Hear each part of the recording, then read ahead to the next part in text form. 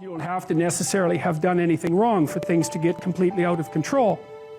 It's a terrifying doctrine, but it's not a hopeless doctrine because it still says that there's a way forward, there's a pathway forward, and the pathway forward is to adopt a mode of being that has some nobility so that you can tolerate yourself and perhaps even have some respect for yourself as someone who's capable of standing up in the face of that terrible vulnerability and suffering, and that the pathway forward, as far as the existentialists are concerned, is by, well, certainly by the avoidance of deceit, particularly in language, but also by the adoption of responsibility for the conditions of existence and some attempt on your part to actually rectify them. And the thing that's so interesting about that is, well, two, as far as I'm concerned, and some of this is from clinical experience. You know, if you take people, and I've told you this, and you expose them voluntarily to things that they are avoiding and are afraid of, you know, that they know they need to overcome in order to meet their goals, their self-defined goals. If you can teach people to stand up in the face of the things they're afraid of, they get stronger. And you don't know what the upper limits to that are, because you might ask yourself, like, if for 10 years, if you didn't avoid doing what you knew you needed to do, by your own definitions, right, within the value structure that you've created, to the degree that you've done that, what would you be like? Well, you know, there are remarkable people who come into the world from time to time, and there are people who do find out over decades-long periods what they could be like if they were who they were, if they spoke their being forward. And they get stronger and stronger and stronger, and we don't know the limits to that. We do not know the limits to that. And so you could say, well, in part, perhaps the reason that you're suffering unbearably can be left at your feet, because you're not everything you could be, and you know it. And of course, that's a terrible thing to admit, and it's a terrible thing to consider, but there's real promise in it, right? Because it means that perhaps there's another way that you could look at the world, and another way that you could act in the world, so what it would reflect back to you would be much better than what it reflects back to you now. My experience is with people that we're probably running at about 51% of our capacity. Something, I mean, you can think about this yourselves. I often ask undergraduates how many hours a day you waste, or how many hours a week you waste, and the classic answer is something like 4 to 6 hours a day. You know, inefficient studying, watching things on YouTube that not only do you not want to watch, that you don't even care about, that make you feel horrible about watching after you're done. That's probably 4 hours right there. You know, you think, well, that's 25 hours a week, it's 100 hours a month, that's 2.5 full work weeks, it's half a year of work weeks per year. And if your time is worth $20 an hour, which is a radical underestimate, it's probably more like 50 if you think about it in terms of deferred wages. If you're wasting 20 hours a week, you're wasting $50,000 a year. And you are doing that right now. And it's because you're young, wasting $50,000 a year is a way bigger catastrophe than it would be for me to waste it, because I'm not going to last nearly as long. And so if your life isn't everything it could be, you could ask yourself, well, what would happen if you just stopped wasting the opportunities that are in front of you? You'd be who knows how much more efficient, 10 times more efficient, 20 times more efficient. That's the Pareto distribution. You have no idea how efficient people get. It's off the charts. Well, and if we all got our act together collectively and stopped making things worse, because that's another thing people do all the time, not only do they not do what they should to make things better, they actively attempt to make things worse because they're spiteful or resentful or arrogant or deceitful or homicidal or genocidal, or all of those things all bundled together in an absolutely pathological package. If people stopped really, really trying just to make things worse, we have no idea how much better they would get just because of that.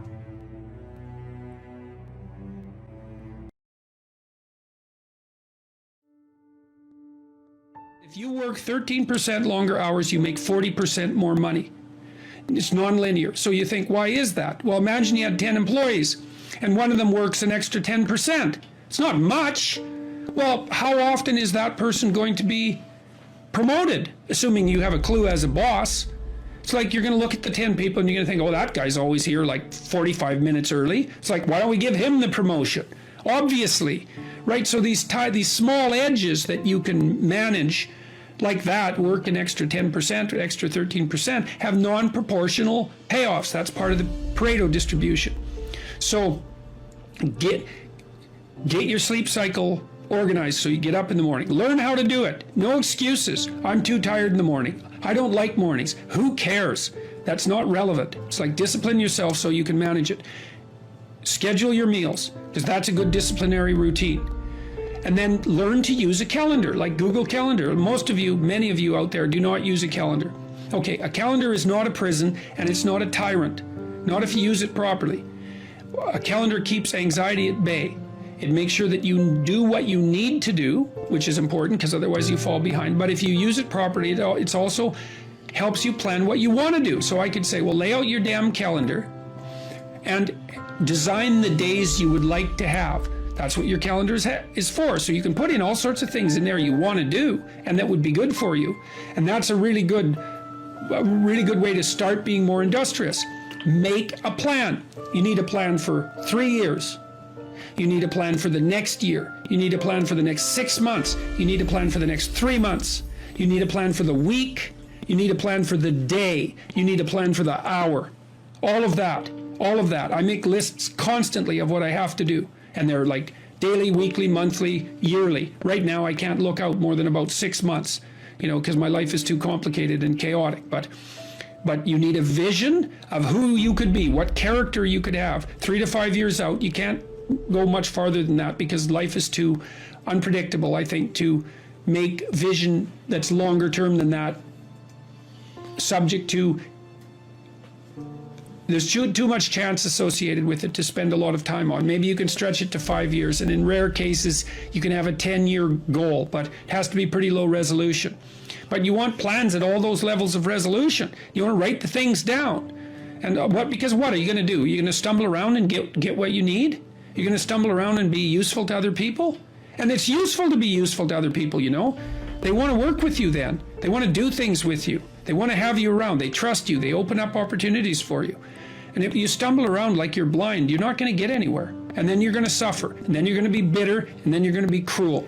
So that's hell. That's a bad outcome. So unless you want that, don't aim for it. Or aim for the opposite, because that's how you get out of it. Make a plan, man. So when I was doing my clinical work, which I did a lot of career work with my clients, both at a beginner level, I would say, like really a beginner level, with people who had no employment whatsoever, no history of employment, who were undereducated and who lacked every skill you could possibly imagine. So these were people who were really in dire straits, up to people who were operating at the top of their profession, but who could still strategize forward. And so, for example, let's say you're at a dead end in your job. Okay, so I don't find my work meaningful. All right, so that's a problem statement. It's like, well, why not? I find the work I do repetitive and boring and without spirit. I have a bad relationship or a neutral relationship with my boss who doesn't know who I am. I have problems with coworkers. All of that needs to be differentiated, right, and analyzed in detail. So we might say, for example, let's say you believe that you're undervalued at work, and maybe you are. What you need to do is you have something to say, and we would have to figure out what it is that you have to say. But it would be some variant of, I'm bringing more value to the table than I am being compensated for, and that's demoralizing me. And it's also not good for you being my boss, because if I'm actually more valuable than is being recognized, then the fact that you're not valuing me properly means that I will become demoralized, I won't work properly, and you won't get the best out of me. So it's bad for both of us. And if your boss is in principle not amenable to such a discussion, then what you should seriously consider doing is finding another job. Okay, so let's say we're going to set you up for this. Okay, this isn't like next week's enterprise, man. This is your life. So the first thing I would ask is, well, do you have your resume or CV in order? Well, I haven't typed it up for 3 years. Well, what do you think about bringing it up? Well, I'm pretty nervous about that because there's some holes in it, and I didn't do so well in college, and I'm kind of embarrassed about my resume. It's like, okay, bring it in. Let's go through it. Let's at least update it. Let's look where the holes are. Let's look at where the inadequacies are as far as you're concerned, right? This isn't my judgment, it's your judgment. Let's walk through those judgments and see if they're warranted, because maybe you're just too guilty and ashamed and self-conscious and anxious, and you're not you're looking at your resume more critically than someone else would, and maybe there's some holes that you need to rectify. You know, you were 2 courses away from your BA and you dropped out or something like that. Well, maybe we need 6 months to address that. And at least, even if you can't be fully educated, you could be taking some courses online.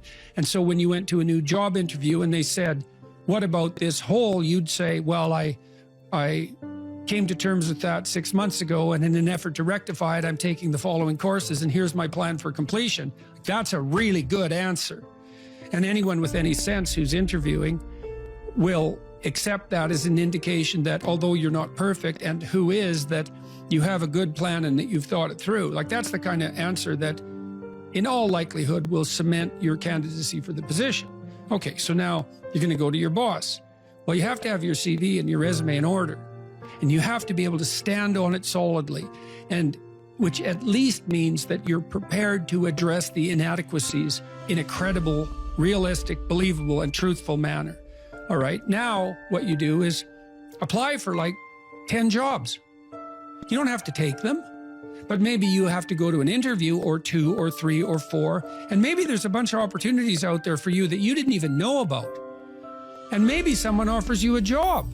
And so now you can go to your boss and say, here's the situation I'm in here at work. Here's my evaluation of the problems in relationship to me. Here's what I could do for you if you gave me a 40% raise and the opportunity to progress, but I'd like to see a plan for that. And I've been looking for other opportunities before conducting this discussion, and I have some. If your boss treats you with contempt at that point and doesn't listen, then perhaps he or she is a little more narcissistic than might be optimal, and it's time to find a new job. But this isn't something you do trivially. And so when you're doubtful, say you're trapped, you ask yourself, well, why am I trapped? And that's a hard question, right? Because some of it's your own inadequacy, a lot of it. And all of the part of it that you can deal with is your own inadequacy. So even if it's unfair, you know, even if you're hemmed in for any number of reasons, inappropriate, like ethnically predicated oppression, let's say, or maybe you're in a workplace that really is sexist in some fundamental sense. Well, that's not good. It's not just, it's not fair, it's not meritorious, all of those things. And maybe you shouldn't be there. But what you can do to begin with is every bloody thing you possibly can do to put yourself in the most virtuous and powerful negotiating position possible. And you have to think like a snake in some sense. To do that, you got to get the details right. You have to be prepared to bite, and you have to have your eyes on the prize, so to speak.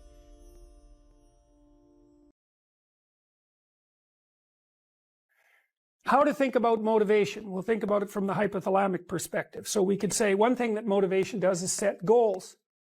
And we could say that emotions track progress towards goals. And I'm going to use that schema, even though it's not exactly right. So you say, well, motivation determines where you're going to aim. So if you're hungry, you're going to aim at something to eat. And then that will organize your perceptions so that you zero out everything that isn't relevant to that task, which is almost everything. You concentrate on those few things that are going to facilitate your movement forward. When you encounter those things, that produces positive emotion as you move through the world towards your goal, and you see that things are laying themselves out that facilitate your movement forward. Those things cause positive emotion. And if you encounter anything that gets in the way, then that produces negative emotion. And it can be like threat, because you're not supposed to encounter something that gets in the way. It can be anger, so that you move it away. It can be frustration, disappointment, grief. Those would, if you had a response that serious to an obstacle, it would probably punish the little motivated frame right out of existence. You know, so you walk downstairs and, I don't know, the contracting company has set a wrecking ball through your kitchen. It's like, that's going to be disappointing. You're not going to keep eating the peanut butter sandwich in the rubble. That little frame is going to get punished out of existence, and some new goal is going to pop up in its stead. And, you know, one of the things we're going to try to sort out is, how do you decide when you've encountered an obstacle that's so big that you should just quit and go do something else? Because that's not obvious. You know, and You can get into counterproductive persistence pretty easily. So we don't know how people solve that problem. It's a really complicated one. So anyways, we're going to work on that scenario. Your hypothalamus pops up micro goals that are directly relevant to biological survival. That produces a frame of reference. So it's not a goal, it's not a drive, and it's not a collection of behaviors. It's a little personality. And the personality has a viewpoint, it has thoughts that go along with it. It has perceptions, it has action tendencies, all of that. You can see this in addiction, most particularly. So one of the things that you find often with people who are alcoholic is they lie all the time. And that's because when they've built a little alcohol-dependent personality inside of themselves, or a big one, maybe it's 90% of their personality, and one of the things that consists of is all the rationalizations that they've used over the years to justify their addiction to themselves and to other people. And so the addiction has a personality, and so when the person is off, or maybe they're addicted to meth or something like that, where the addiction is more, it's more short-term powerful than I would say than an alcohol addiction. They'll say anything, and the words are just tools used to get towards the goal. And if they happen to be deceptive, whatever, it doesn't matter. They're just practical tools to get towards the goal. And then when you get towards the goal and you take a nice shot of meth or something like that, you reinforce all those rationales that you use to get the drug, and then the next time you're even a better deceiver and liar. So, okay, so we're going to say motivations, one way of thinking about it is they set goals, but it's not the right way of thinking about it. They produce a whole framework of interpretation. And so we're going to think about that framework of interpretation. And then emotions emerge inside of that. So that's it. So the world is framed, motivation set goals. You could say the world has to be framed. So motivation sets that frame, goals, emotions, perceptions, and actions. And then actions track progress. So positive emotion says you're moving forward properly towards your goal. And if you encounter something you don't expect, you stop. That's anxiety. It's like, oh, we're not where we thought we were. And so we don't know what to do. So we should stop because we don't know where we are or what we're doing. Stop, frozen. And then the more powerful negative emotions like pain, they might make you get out of there. So emotions, forward, stop, reverse. That's your emotions within that motivated frame. So, and that's another example of how your mind is embedded in your body. Your emotions are like they're offshoots of action tendencies. That's the right way to think about it, because action is everything fundamentally. So what are some basic motivations? Most of these are regulated by the hypothalamus, by the way, and that tells you just how important a control system it is. The other thing that's useful to know about the hypothalamus is that it has projections going up from it that are like tree trunks, and inhibitory projections coming down that are like grapevines. So you can kind of control your hypothalamus as long as it's not on too much. But if it's on in any serious way, it's like it wins. So partly what you do to stop yourself from falling under the dominion of your hypothalamus is to never ever be anywhere where its action is necessary. Right? You don't want to go into a biker bar because you might find yourself in a situation where panicked defensive aggression is immediately necessary. You probably don't want that. You don't want the panic, you don't want the terror, you don't want the frenzied fight, you don't want any of that. You don't want to have to run away in absolute panic. So you just don't go there. And a huge part of how we regulate our emotions is just by never going anywhere where we have to experience them. And so that has very little to do with internal inhibitory control and everything to do with staying where you belong. The Myth of Mental Illness by Thomas Szasz, S-Z-A-S-Z. It's a classic. You should read it. If you're interested in psychology, read it. Like, it's a classic. And he basically said, most people have problems in living. They don't have psychological problems. And so I've experienced, despite my love for the psychoanalysts, very frequently what I'm doing as a therapist is helping people have a life that would work. And you can parameterize that. It's like, what do you need? How about some friends? That people kind of like that. How about an intimate relationship with someone that you can trust, that maybe has a future? That'd be good. How about a career that puts you in a dominance hierarchy somewhere, so at least you've got some possibility of rising, some possibility of stabilizing yourself, and a schedule and a routine, because no one can live without a routine. You just forget that. If you guys don't have a routine, I would recommend, like, you get one going, because you cannot be mentally healthy without a routine. You need to pick a time to get up. Whatever time you want, but pick one and stick to it, because otherwise you dysregulate your circadian rhythms and they regulate your mood. And eat something in the morning. I've had lots of clients who've had anxiety disorders. I had one client who was literally starving. Very smart girl. There's very little that she liked. She kind of tried to subsist on like half a cup of rice a day. She came to me and said, I have no energy. I come home, all I want to do is watch the same movie over and over. What, like, is that weird? And I thought, well, it depends on how hard you work. You know, it's a little weird, but whatever. It's familiar. You're looking for comfort. So I did an analysis of her diet. It's like 3/4 of a cup of rice. It's like, you're starving. Eat something. You know, you'll feel better. So she modified her diet, and all her anxiety went away, and she had some energy. It's like, yeah, you got to eat. So a schedule, that's a good thing, man. Your brain will thank you for it. It will stabilize your nervous system. With a bit of a plan, that's a good thing. You need a career. You need something productive to do with your time. You need to regulate your use of drugs and alcohol, most particularly alcohol, because that does in a lot of people. You need a family, like the family you have, your parents and all that. It'd be nice if you all got along. You could work on that. That's a good thing to work on. And then, you know, you probably need children at some point. And that's life. That's what life is. And if you're missing, you know, you may have a good reason to not be operating on one of those dimensions. It's not mandatory. But I can tell you that if you're not operating reasonably well on 4, I think I mentioned 6, if you're not operating reasonably well on at least 3 of them, there's no way you're going to be psychologically thriving. And that's more pragmatic in some sense than psychological, right? Human beings have a nature. There's things we need. And if we have them, well, that's good. And if we don't have them, well, then we feel the lack. And so behaviorists, behavioral psychologists concentrate a lot more on that sort of thing. You know, it's practical. It's like strategizing. Make a career plan. Figure out how to negotiate, because that's bloody important. Figure out how to say what you need. Figure out how to tell the truth to people. Figure out how to listen to your partner in particular, because if you listen to them, they will actually tell you what they want. And sometimes you can give it to them, and maybe they'll return the favor. And if you practice that for like 15 years, well, then maybe you're constantly giving each other what you want. Well, hooray, that would be good.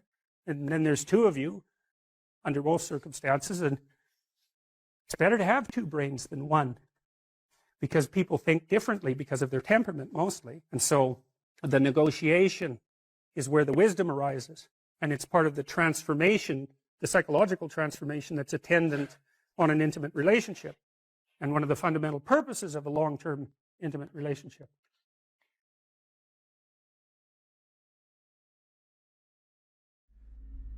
It's not an accident that the axiomatic Western individual is someone who was unfairly nailed to a cross and tortured. It's like, yes, right, exactly.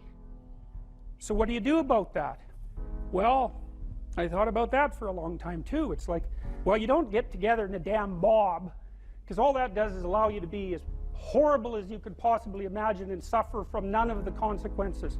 That's a bad idea. So how about we don't do that?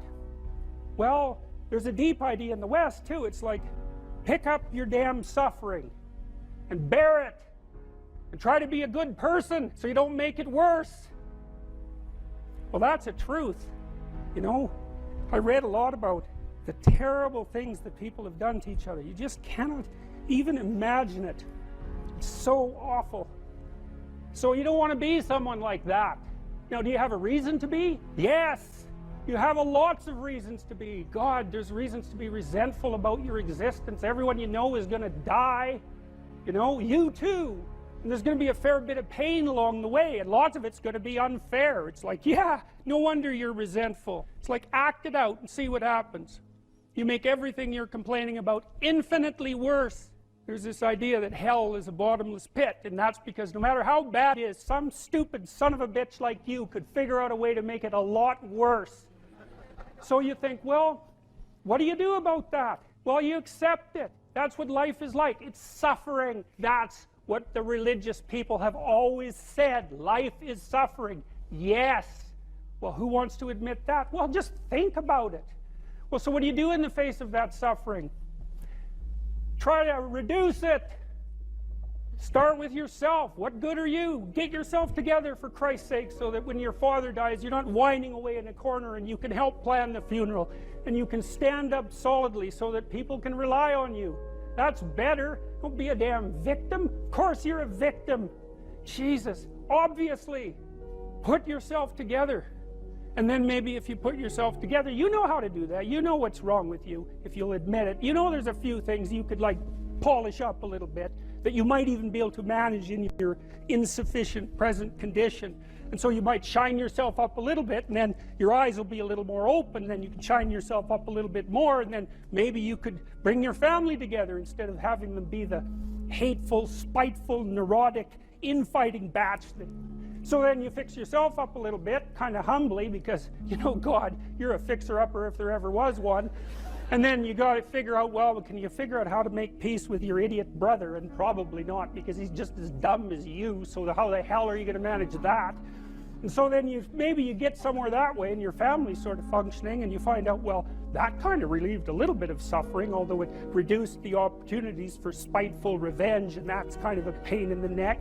And so then you get your family together a little bit, and you're a little clued in then, at least a bit, because you've done something difficult that's actually difficult. You're a little wiser, and so then maybe you could put a tentative finger out beyond the family and try to change some little thing without wrecking it. It's like, our society is complex, and we teach our students that they could just fix it. It's like, go fix a military helicopter and see how far you get with that. It's like, what are you going to do? You're like a chimp with a wrench. Whack! Oh, look, it's better. It's like, no, it's not better. Things are complicated, and to fix things is really hard, and you have to be like a golden tool to fix things, and you're not. So, and that's the other message of the West. It's like, how do you overcome the suffering of life? And I'm not saying it's only the message of the West. How do you overcome the suffering of life? Is be a better person. That's how you do it. Well, that's hard. It takes responsibility. And I think, you know, if you said to someone, you want to have a meaningful life? Everything you do matters.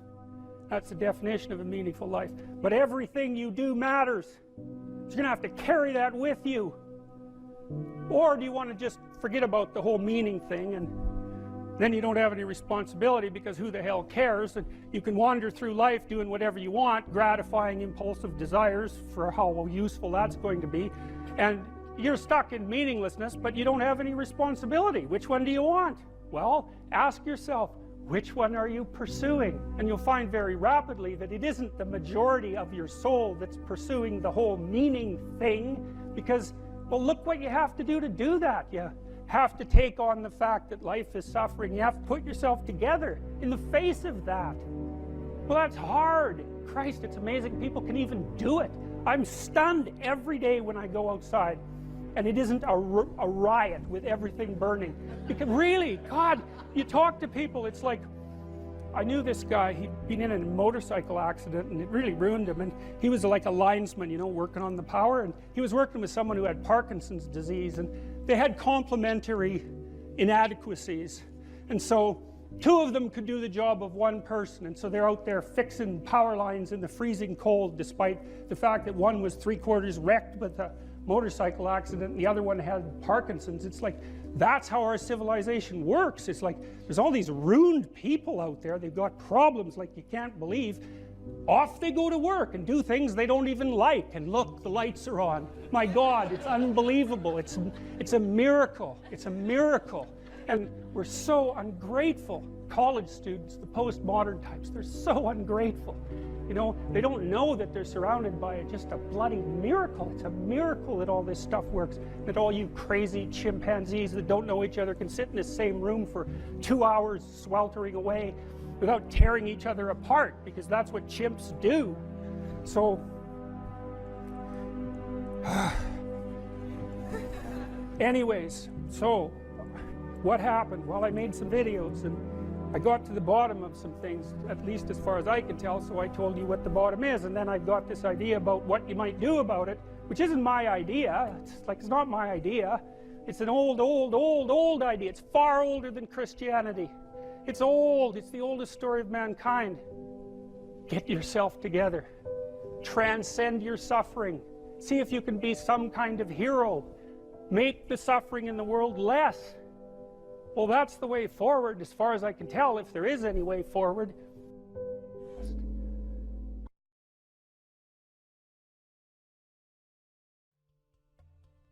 Well, this is the development of a vision. Now, you can construe consciousness as the implementer of the vision, in the broadest sense. So, what we really confront as human beings isn't a deterministic world that runs like clockwork, that the past pushes forward in an algorithmic or deterministic manner. That isn't how the world works. The way the world works is that we confront a horizon of possibility that's not predictable. It's somewhat predictable the way a musical piece is predictable. So it's rule governed, but it's not predictable in a deterministic way. And it's full of possibility and potential. That's actually its nature. It's potential in its nature. And to maximize the quality of our interaction with that potential, we have to impose a vision on it and then pursue the vision. And so when you do the future authoring program, well, that's what you're trying to do, is develop a vision. So here's the first exercise. It's like, okay, here's the deal. All right, you get to have what you need and what you want. Maybe even better, you get to have what you need and want if you were treating yourself properly. So imagine, first of all, that you were treating yourself properly because you actually cared for yourself. Okay, and say you don't.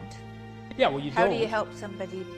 Well, you at least ask them to open the door to the possibility that maybe they could. So just imagine that you did. Not that you are, that you could, but that you tried. Think, okay, I'm a valuable person, maybe. And if I was treating myself like I had intrinsic value, like if you were treating yourself like you were someone you loved, so you could imagine doing this for someone you actually cared about. Because most people care about someone that isn't them. So do you identify someone you care about? Well, you can, yes, you can, and say, because it does tell you, it's like, well, if you're not so good at caring for yourself, imagine someone you love and then pretend that you're bringing that attitude to bear on you with all your faults and inadequacies. I'm not being casual about this. It's hard for people to do this, right? Because we know our own flaws so deeply. It's hard for us to take care of ourselves. But imagine that you should take care of yourself and that you could and that you did. Just imagine that. So that's opening up at least the door, right? Yeah. And then you say, well, 5 years down the road, you get to have what you want and need. What is it? And so this is a deep question. So, because the question is this: your life is going to be difficult and it's going to be marked by suffering and tragedy in all sorts of different ways. Disappointment and obstacle and betrayal and the whole panoply of human catastrophe. That's absolutely 100% definitely coming your way. Okay, so given that, and given that you want to live a life free of resentment and bitterness and premature aging and excess suffering, and that you don't want to be a burden to everyone around you, what would you have to make carrying that weight worthwhile? That's a hard question, you know. It's like, what justifies your suffering? That isn't how am I going to be happy. It's what justifies your suffering. Well, ask yourself. You get to have what you want. If you're taking care of yourself, what would it be? Okay, and so you write for 15 minutes about what your life might be like 5 years down the road if you got to have what you needed and wanted. And then we concretize it.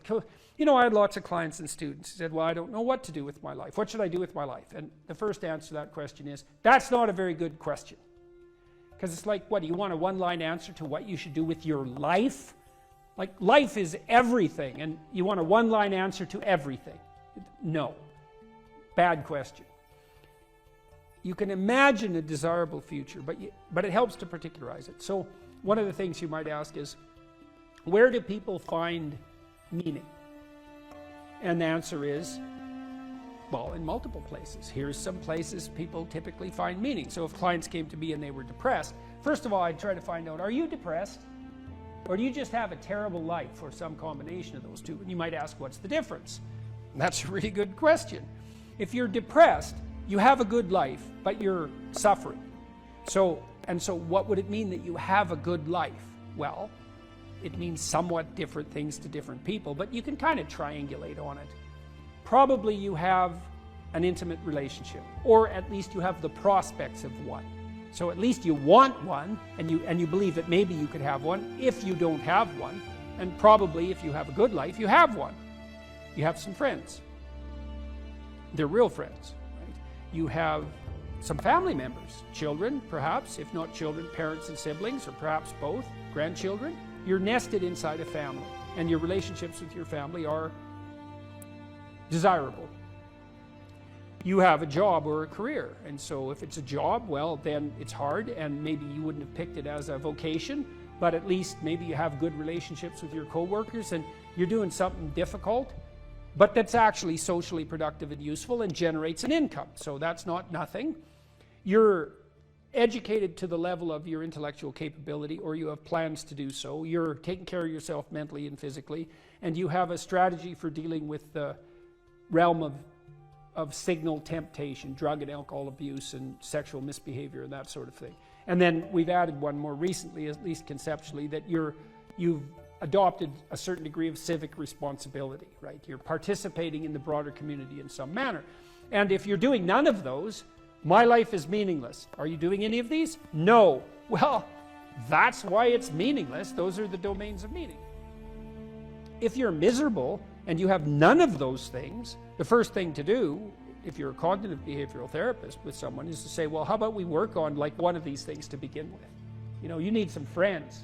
You need to get out in the dating market. You need a job or a better job. You need an educational plan. Like, you don't have a life, so of course you're miserable, because without sustaining life, without sustaining meaning, life is just tragedy. And so your lot is misery.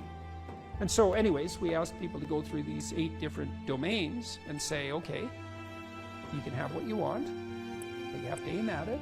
Sin means to miss the mark, by the way. It means to miss the target. That's what takes you away from God, is to miss the target. What target? Yeah, right. What target? Right. You got to at least know there's a target, then you got to try to hit it. You know, and maybe you don't even know where the target is, but your aim isn't good, but at least you've set up a target now, and you can practice. And so, well, if you had an intimate relationship, what would it look like? If you had some friends, how would you like those friendships to be conducted? If you had a job or a career, what could it be if you had what you wanted? In the future authoring program, which is the one we've done the most research on, so if people do this for 90 minutes badly before they go to college, it'll decrease the probability they'll drop out in the first year by 50%. That's amazing. And it works particularly well for people who are most likely to drop out. So a lot of psychological interventions help the good performers do even better and don't help the bad performers that much. And why do you think it helps them more? Well, I think the good performers already have a bit of a vision and a plan, whereas the bad performers, they're really ambivalent about what they're doing because they don't have a plan. And we'll talk more about why this is so important. If you don't have a reason to do something, and then a reason not to do it comes up, well, then you just not do it, because not doing things is real easy. You can just sit there and not do things all day. Doing things takes effort, and so any resistance is likely it pushes back against you. And so going to college, it's like, well, why is that difficult? Well, you have to get up, you have to go to your classes, you have to do the assignments, you have to do the reading, you have to write the tests, you have to believe that this path is somehow better than any other path you could be on, and there's innumerable other paths, and that it's better in some fundamental sense than just doing nothing or playing games or being purely hedonic. So there's a lot of, because it's difficult, there's a lot of obstacles.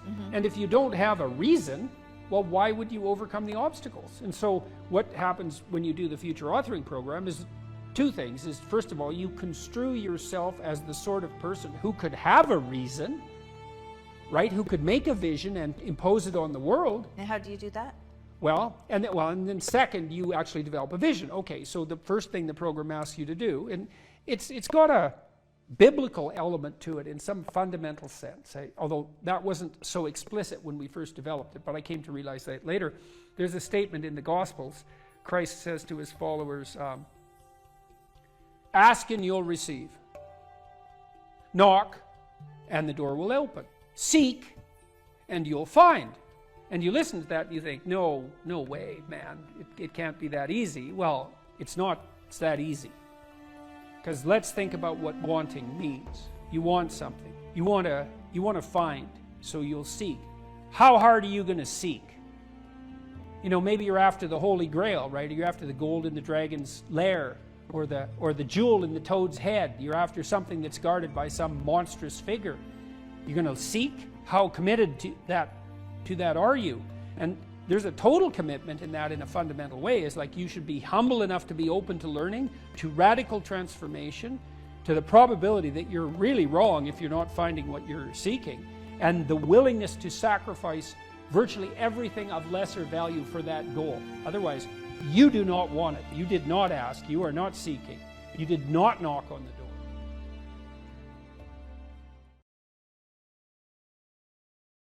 Let's say there's 10 people in this room, and we're all mediocre, but I'm the best of the mediocre people.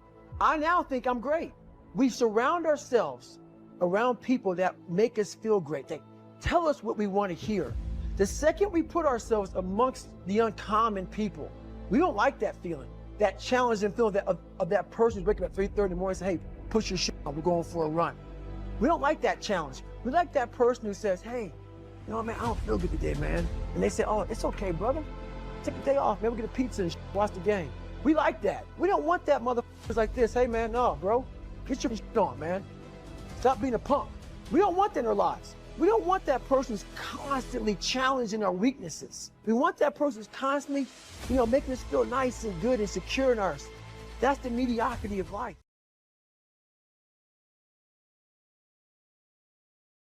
Well, I don't know what to do. It's like, that's okay. Nobody does. Go do something. Do the best thing that you can think of. Put the best plan you have into practice. It's not going to be perfect, and it will change along the way. But it will change partly because you become disciplined pursuing the path. And as you become disciplined, you become wiser. And as you become wiser, you become able to formulate better and better plans. The separation of talent and skill is one of the greatest misunderstood concepts for people who are trying to excel, who have dreams, that want to do things. Talent you have naturally. Skill is only developed by hours and hours and hours of beating on your craft. There is no passion to be found playing small and settling for a life that's less than the one you're capable of living. I'm sure people have told you to make sure you have something to fall back on. Make sure you got something to fall back on, honey. But I never understood that concept, having something to fall back on. If I'm going to fall, I don't want to fall back on anything. I want to fall forward. I figure at least this way I'll see what I'm going to hit. I always knew that I could work hard enough. There wasn't an issue with discipline, or there wasn't an issue with the ability to sacrifice or the willingness to sacrifice. Say, man, me and you are gonna do this together. And you're gonna be on my ass if I start slacking. I'm gonna be on your ass if I start slacking. And I'll never accept mediocre again. I'm always gonna give it my 110%. That's the only thing I can ever say a solid day's work. That's all that will ever find peace in. If you guys do not do that, I promise you, your life will haunt you for the rest of your days. Just hope you guys get what I'm saying. I'm telling you what, man, once you get it, come on over this side of the fence, you don't see fucking problems anymore, man. You see situations. You see possibilities. And you can't wait to get them started, man. You're like, why did I wait so long to engage? It doesn't matter about the past. It's today. What are we doing today? What are we going to engage now? And once we engage, we commit. There's no half commitment. There's no quarter commitment. There's no three-quarter. It's full commitment. Once we engage, it's every fucking day we engage. Because that's the better life. And the people you will surround yourself are like-minded. And they're better friends. Friends and family for life, man. They have your back. They're solid individuals doing solid tasks, leaving a solid impact of legacy for other people. That's a fucking solid life, man. It's your option, though. What are you going to do? There's no easy way around it. No matter how talented you are, your talent is going to fail you if you're not skilled. You know, if you don't study, if you don't work really hard and dedicate yourself to being better every single day. This one year, my father had his shop, and he decided for whatever reason that he wanted a new wall on the front of his shop. So he tore down probably about 16 feet high and probably about 30 feet long. He just completely tore the wall down, and my brother and I had to dig a 6-foot hole. We would mix for the foundation. We would mix in the concrete by hand. A year and a half. We were building this wall for a year and a half. Every day after school, we were coming, mixing concrete, putting it in the hole, doing it, and it was just myself and my little brother. And I remember standing back, looking at that wall, saying, there's going to be a hole here forever. A year and a half later, we laid the final brick. And my father stood back with my brother and I know he planned this. He says he didn't, but I know he had been planning this and writing this for his for the past 2 years. But we stood back, we looked at the wall, and he looked at me and my brother and said, "Now, don't y'all never tell me that you can't do something," and walked into the shop. Because you have to want it. You have to want to be better. A few months ago, I said that I believe that if I chose to, I could be the president of the United States. And I think as I've had a chance to intellectualize why I said that. And I think that there's a certain delusional quality that all successful people have to have. You have to believe that something different can happen. It's close to 3 in the morning right now. You know, the thing is, man, it's always going to be a party. There's always going to be a time to celebrate, and there's a time to join friends, or a day to, the bars are always open. Always open. No matter how old you are, they're always open, you know? What's not always open is the opportunity to check the box in life. You know, achieve your dreams. That's not always open, man. How greatness is not this wonderful, esoteric, elusive, God-like feature that only the special among us will ever taste. You know, it's something that truly exists in all of us. Man, hope ain't gonna get you shit because it's not in your hands. Hope is not in your hands. You can't control hope, man. You can't. You get belief. Until you callous over the victim's mentality that the world is out to get you because of you are the only, you gotta change that, man. Yeah, but you don't understand my life, David. Yeah, I do. So that's the thing about it. And that's why I can talk about it. But yeah, I get what you're saying. A lot of folks don't I get that mentality. I once had that mentality that no one understands what I'm going through. And if you keep that mentality, you're gonna stay in the same exact spot that you're in. Let me teach you the real life, how it really is. The reason why you're a loser, and the reason why you're not making it, and the reason why you're trying to go to all these, I go to all these conventions, speak all the time. I look in the audience, and these people sign up, and every year go to convention, thinking they're gonna learn something different. No, you're lazy, you know exactly what to do, because even me, in my state of, I can't read and write, I knew exactly what to do. It just sucks doing it. It sucks to do it. It sucks to wake up every morning of your life and say, God, man, I'm not smart. So guess what I gotta do? I gotta study the same shit that I got one of the highest scores in the nation on, and do it again, do it again, do it again. It's not just there. We're not on this stage just because of talent or ability. We're up here because of 4 a.m. We're up here because of 2-a-days or 5-a-days. We're up here because we had a dream and let nothing stand in our way. If anything tried to bring us down, we used it to make us stronger. We were never satisfied, never finished, will never be retired. My high school English teacher, Mr. Fisk, he had this beautiful quote, and it read, "Rest at the end, not in the middle." And I took that to heart. I believe there's time for resting at the end, but for me, that time is not now. To have a dream, sacrifice for it, and never ever rest in the middle. Tired, 14 days, 13 days, whatever the hell it is, don't mean nothing. Tired is only in the mind. You tell yourself you're tired, you're gonna be tired. I don't get tired.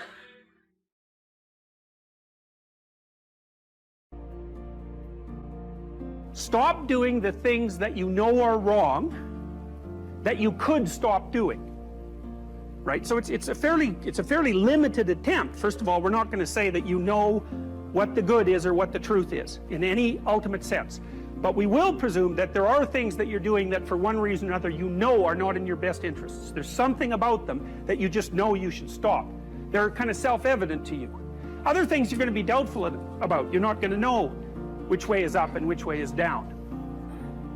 But there are things that you're doing that you know you shouldn't do. Now, some of those you won't stop doing for whatever reason. You don't have the discipline, or maybe there's a secondary payoff, or you don't believe it's necessary, or it's too much of a sacrifice, or you're angry or resentful or afraid. Who knows? So forget about those for now. But there's another subset that you could stop doing. It might be a little thing. Well, that's fine. Stop doing it and see what happens. And what'll happen is your vision will clear a little bit. And then something else will pop up in your field of apprehension that you will also know you should stop doing, and that you could stop doing, because you strengthened yourself a bit by stopping doing the particular stupid thing that you were doing before. That just puts you together a little bit more. And you could do that repeatedly for an indefinite period of time. And you know, that doesn't necessarily mean that you're going to ever be able to formulate a clear and final picture of what constitutes the truth and the good. But it does mean that you'll be able to continually move away from what's untruth and what's bad. And you know, that's not a bad start. You have to treat yourself like you matter, because if you don't, then you don't take care of yourself, and you become vengeful and cruel, and you take it out on people around you, and you're not a positive force. None of that's good. So you suffer more, and so does everyone around you. And there's a malevolence that enters into it. None of that's good. So that's what happens if you don't treat yourself like you matter. And then, well, what happens if you don't treat other people like they matter? Well, you lie to them, you cheat them, you steal, you enter into impulsive relationships with them. They can't trust you. That doesn't go anywhere. They don't like you. You end up alone at best, and maybe like incarcerated at worst. Like, that doesn't work. And so you watch the people around you who thrive, regardless of what they say. They act out the proposition that everyone matters. And then you have a functional society. And I think, okay, well, if when you act out the proposition that everyone matters, you have a functional society, maybe that's evidence that that proposition is true. It's like, I think it's true. It's unbelievable how little genuine encouragement many people need, and how they had none. No one ever said to them, and meant it, it's not okay for you to be a weak loser. It's not okay. And the reason it's not okay is because you could be way more than that. And it's a crime, an ethical crime, for you to allow all that necessary potential to go to waste. It hurts you, it hurts your family, it hurts the world. Really, really, it does. And people think, oh, okay, I get it. And they do get it, because they know at some level, The other thing people tell me, you know, they say, well, I've been paying attention to your lectures, developing a vision for my life, trying to tell the truth, trying to adopt more responsibility, and things are way better. But the other story is, you've been able to help me put into words things I always knew to be true, but didn't know how to say, which is a good role for an intellectual to play. And so, well, so that's why this all makes me emotional. It's so good, you know, and so much of this has been covered as if it's political. It's not political, what I'm doing. It's not political. I don't tell people that they're okay the way they are. No, I say, no, you could be way more than you are. And they're relieved about that, you see, because if you're in a dark and terrible place and someone says you're okay the way you are, then you don't know what to do about that. It's like, no, I'm not. I'm having a terrible time and I'm hopeless. You're okay the way you are. Well, then what? That's it? That's where I am? And what do you want to tell a young person? You're 17. You're okay the way you are. It's like, no, you're not. You got 60 years to be better, and you could be way better. You could be incomparably better across multiple dimensions. And in pursuing that better, that's where you'll find the meaning in your life. And that will give you the antidote to the suffering. People have asked me in my book why I wrote it as an antidote to chaos, you know, because, well, there isn't anything technically wrong with chaos. Chaos is a place of great potential. Well, the question is, what's the proper balance between chaos and order? Chaos, potential, and order. Well, the answer is, look, when you're a kid, you're all potential. It's chaotic potential. It can manifest itself in any number of ways. And maybe you don't want to give that up. So you're like Peter Pan. You want to be a kid forever because you don't want to give up the potential. And you look out in the world and all you see are Captain Hooks, you know, who've lost a hand, who are chased by death because that's the clock in the crocodile. It's already got a taste of him. He's terrified by death and he's a tyrant. Well, I don't want to grow up to be that. So I won't be disciplined at all. Well, that's no good, because the way the potential transforms itself into actuality is through discipline. And so then you, as you said, this is the trick though. You have to pick a path of discipline. What path of discipline you have to pick is a different issue. So there could be a rule. The rule might not be follow this rule. The rule might be you have to follow some rules. So it's a meta rule. And the meta rule is you have to discipline yourself. And the issue is, well, how? That's not really the relevant question. You can pick a disciplinary path. That's why I often tell my clients, especially young people, they say, well, I don't know what to do. It's like, that's okay. Nobody does. Go do something. Do the best thing that you can think of. Put the best plan you have into practice. It's not going to be perfect, and it will change along the way. But it will change partly because you become disciplined pursuing the path. And as you become disciplined, you become wiser. And as you become wiser, you become able to formulate better and better plans. So you can start vaguely and confused and develop a plan that's not so great, and you start to implement it, and then you accrue incremental wisdom as you implement your flawed plan, and that enables you to fix the plan. And so that's part of that process of incremental self-improvement as well. You don't want someone else's fate. Man, your fate's enough, and your adventure's enough. It's plenty. It's more than you can ever fully realize. And so that's also part of the reason that we all believe that the individual has some intrinsic dignity. It's don't be so sure that your position and your room is so damn trivial. It might be your attitude towards it that's trivial. And if you're in dire straits and dire circumstances, just look at how much opportunity you have to make things better. Compare yourself to who you were yesterday and not to who someone else is today. The same basic idea, right, is that you have to get your markers for success right, because otherwise you can end up in the situation you described, which is that, like, there's always people out there who are doing far better than you on pretty much anything you want to imagine. And if all you're doing is seeing yourself in their reflected light, let's say, then it's going to be pretty damn dismal. But it's not a good comparison, because you shouldn't just compare. Well, first of all, there's danger in just comparing yourself to others, period, because they're not you, and God only knows what struggles they had to undertake to get to where they were, or what burdens they're currently carrying that you're not aware of. You just don't know any of that. But you can certainly contrast yourself with yourself. And that's a lot better. It is the only way. Well, it's also the only way of really measuring anything approximating proper improvement. You can actually tell when you're a little better than you were yesterday. Right. So, and you can actually do that. That's another thing that's so interesting about it, is that you can actually make yourself a little better in some way, pretty much. Well, I don't know if it's at every moment, but you can certainly do it every day. It's funny. I mean, you know, obviously, if you have a problem and you think about it, you can think up a solution. And it's not obvious how you do that. You know, I mean, it's not like you know how you're manipulating your neurons or something. It happens of its own accord in some sense. Like you can participate in it, I guess, and you can interfere with it, and it seems to take a certain amount of willpower, but it still all happens mysteriously behind the scenes. I know where you are. I know where, because I've been there. That's why I help so many people out. I've never been above you. I've always pretty much been beneath you, and that's where my knowledge came from. So I know how to reach those people who are in the dungeon, because I've been there so many times. I call it part-time savage. I started kind of going through this. I started getting, a little bit injuries, a little bit of this, a little bit, things that back in the day never slowed me down. When I got my head out of my ass and realized that, hey, we have more left, we can still push harder, we're not there yet. I realized, talking to a guy named Cameron Haynes, who did this race, 240-mile race. And is this the new level? Is this the new push? So when I decided to do that race, it was in the back of my mind like, man, I've really become an expert at running 100-mile races.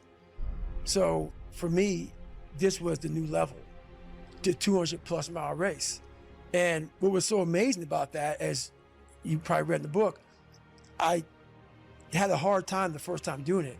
I came back and did better, but what's amazing about the human mind is that it becomes your new norm. Like to think that I can run 200 miles, 240 miles, and that becomes like running 50. I never thought that was possible.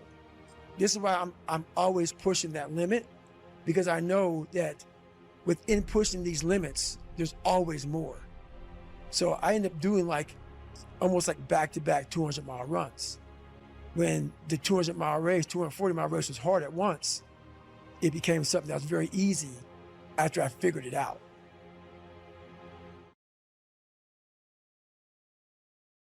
Here's another rule. Pursue what is meaningful, not what is expedient. This is also a great thing to know, I think. That's a tricky rule. Expedient might be, we're going to have a conversation, and I want something from you. And a lot of conversations are like that, because you have a goal in mind. This is what I want from this person. And so then you craft your conversation to get what you want, right? You subordinate your words to the ethic of your desire. And you might say, well, what's wrong with that? Well, what do you know about what you want? Like, haven't you been wrong about that before? Or you might say, well, what's the alternative? Well, is there an alternative? Well, you have to want something from the person to even interact with them. It's like, no, you could want to see what happens.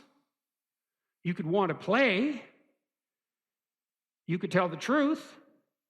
That's an interesting thing to do, because you don't know what's going to happen if you tell the truth, that's for sure.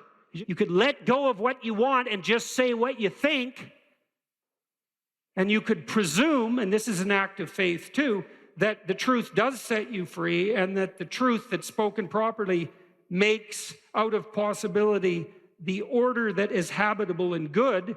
And then you could just tell the truth, and you could see what happens, and that would be an adventure. And that's better than expediency, partly because maybe you're wrong about what you want. And you know that because you're kind of narrow and maybe narrowly self-serving from time to time, and your purview of the world isn't as wide as it could be, and you're a bit bitter, so you tend to be that narrowly selfish because of that. And so you want something from a conversation, and you bend and twist it to get it. It's like, fine, but maybe you'll get something you don't want. Or worse, you'll get something that's positively bad for you. That happens a lot.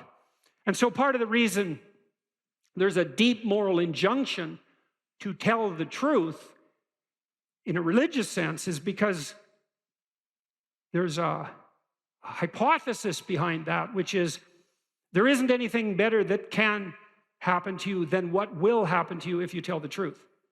Now, that might be hidden from you, because sometimes if you tell the truth, and I don't mean to blurt everything out carelessly, like this is a sophisticated thing to do. It's not careless. It doesn't mean just say any old thing that pops into your head. You have to be judicious with the truth. But the notion would be, if something emerges as a consequence of engaging truthfully, and it doesn't seem to be going your way, wait. There's more to the story to unfold, because like, how do you know if it goes your way or not? Like, over what time span are you calculating this? Because sometimes things can go pretty badly initially and then much better as they progress. And lots of times the truth has that effect, because you reveal something that's maybe disturbing or shocking even to yourself and to others, and it causes waves, especially if it's a deep truth, and that destabilizes everything. It's like, yeah, but maybe that's preferable to a false peace. You can't find out if it's true without doing it. You're not going to gather the evidence beforehand. So that's the truth side of it. Meaning, pursue what's meaningful instead of what's expedient. It's another hint, like the spirit of play, about the pathway. The yin and yang symbol, the famous symbol, it's two serpents, one black, one white, head to tail. Inside the black serpent, there's a white dot, and inside the white serpent, there's a black dot. And the representation is something like, the world of your experience is made up of chaos and order. And order is where you are when things are going according to what you want. And chaos is everything that can come in and disrupt that. And both of those can be positive and negative. Too much order, tyranny, right? Too much chaos, nihilistic uncertainty. Optimized balance. So let's think about what the optimized balance would mean. You have a structure of perception and conception that you inhabit. It's orderly, reasonably orderly. Orderly enough so that when you inhabit it, most of the time things are going the way you want them to go. But things change and shift, and you don't know everything you should know. So you can't just stay where you are with a good thing. You have to expand. And as you expand, you move out of the domain of order into the domain of chaos, or out of the domain of actuality into the domain of possibility. And then you might think, well, how do you know when you're doing that optimally? Well, one marker, as I said before, maybe that you do it in the spirit of play. But another is, and this is so much worth knowing, things get meaningful. People ask, does life have any meaning? It's like, why is anything worth doing if in 4 billion years the sun is going to envelop the earth? And the answer to that question is, that's a stupid question. And I can prove that in some sense. It's like, you're a mother and your baby's crying, and so you're going over there to do something about it. And someone comes along and says, why do you care if that baby's crying? In 4 billion years, the sun is going to envelop the earth. And what's the right response to that? It's something like, go away. Are you out of your mind? And the answer to that question is yes, you are out of your mind. Of course, you can find a time frame or a spatial frame of reference that makes everything you do pointless. It's like, what is this going to matter in 20 trillion years? Well, it's like, the only proper response to that is, that's not a wise time frame. Imagine you're in a concert, listening to some great music, and it's got you, and someone taps you on the shoulder, and this is going to come to an end. And well, what's your response? Like, go away.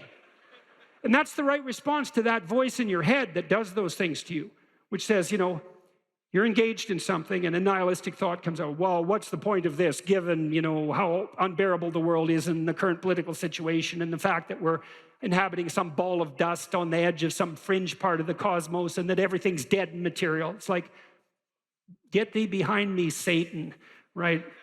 Really. It's not a mark of wisdom.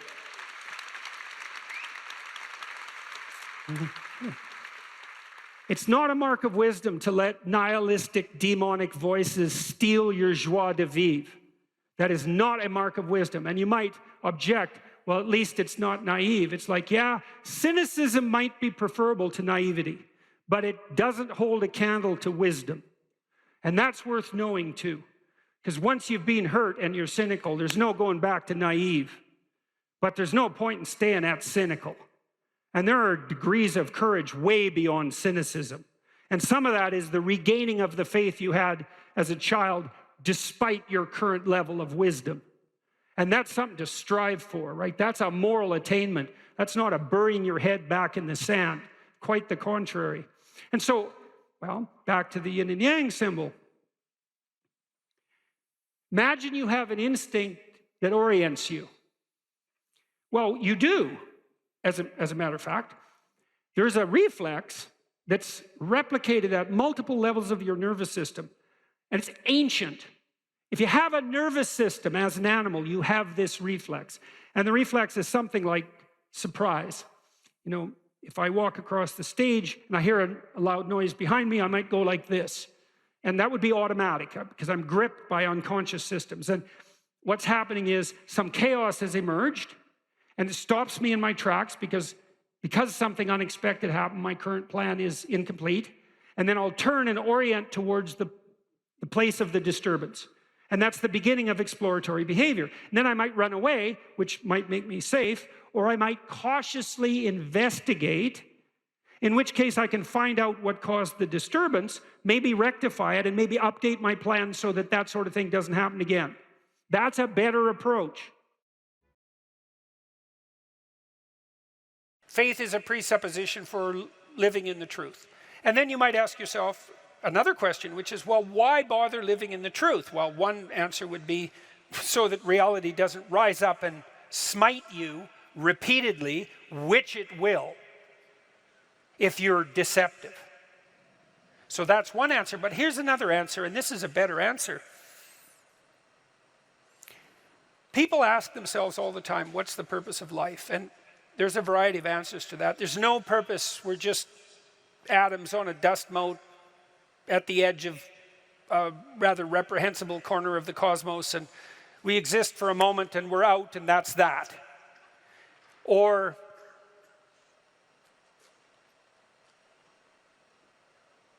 we're so lost in a plethora of subordinate meanings that we're confused and aimless.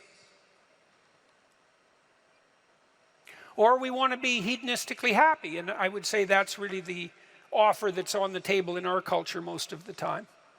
It's like, well, I just want to be happy. And people will say that to you. It's a slogan. It's the most common slogan of our time, I would say, and it's such a preposterous slogan. It's like, what do you mean just? You just want to be happy. That's all. That's all you want. That absolute impossibility. You want bliss unending, no matter what you do, and that's all you want. It's not exactly a small ask, let's say, because it's the same thing as asking to dwell permanently in paradise. It's something like that. So it's not that likely. And then it also isn't true. That isn't what you want. If you do careful analysis of what people mean when they say they just want to be happy, what they mean is they don't want to suffer stupidly. They're much more concerned, we're much more concerned with not experiencing an excess of negative emotion than we are with experiencing a surfeit of positive pleasure. So first of all, we don't mean we just want to be happy. We mean, please don't make us too miserable. And fair enough, that's reasonable. But then even on the happiness front, even on the absence of misery front, that's not true. One of the things Dostoevsky pointed out in Notes from Underground, which is so bloody brilliant, he was criticizing the idea of materialist utopia. He said something like, well, imagine we made our materialist utopian dreams come true and everybody had enough to eat all the cakes they wanted and enough to drink and nothing to do, he said, but busy themselves with the continuation of the species. And we were so pleased that we emitted nothing but bubbles of bliss. He said, human beings were so damn ungrateful that the first thing we do is take a stick and smash up all that comfortable prosperity just so that something unexpected and provocative could happen. And that's very smart. You know, that's hearkening in some sense back to the story of the Garden of Eden and the proclivity of human beings to eat the forbidden fruit. It's like it isn't obvious at all that we want happiness. It isn't even obvious that we want absence of misery. What's really obvious is that we want an adventure. right? We want an adventure that's so compelling that it makes the misery of life not just justifiable, but worthwhile. You want to look back on your life, you know. You want to look back on your life, and you know this to be true. You want to be able to say to yourself, even considering a month or a week or a series of days, you want to be able to say, that was really difficult, but you know what? It was worth it. And I think that's what you want from your life. It's something like, you know what? That was difficult, but it was worth it. And that meant that the adventure was so great that it justified the difficulties. And so then the question is, and here's the question, where do you find the great adventure of your life? Well, how about in truth? Well, why? Because you don't know what's going to happen if you tell the truth. It's a mystery. It's going to lay itself out for you. And so that's an adventure, because you literally do not know what's going to happen. You have to let go of knowing what's going to happen. And so then you have that adventure, and then what is also the case is that it's you that's having the adventure. Right? Because if what you're doing is living in truth, that's you. That truth is you. And so that means that whatever happens when you tell the truth is your adventure. And then you think, well, I'm using deception. It's like, well, maybe you are, but maybe deception is using you. And then maybe it's the spirit of deception that's having the adventure of your life. And then you might ask yourself, well, why are you so miserable and unhappy? And the answer would be, well, the spirit of deception is having the adventure of your life. You're not even there. Because if you're not living in truth, you're not there, obviously. What's there is the spirit of deception. And you might think that's your deception, but I would be very careful about thinking that, because there have been centuries of meditation on the nature of the spirit of deception. And the answer isn't that the spirit of deception is you. The answer is that the spirit of deception is something that possesses you and convinces you that it's you. And that's not something you want to fall into the clutches of. So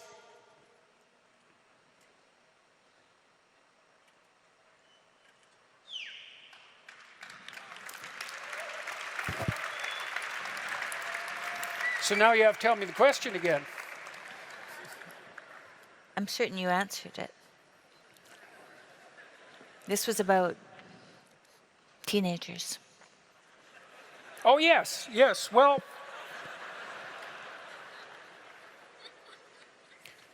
back to the teenagers.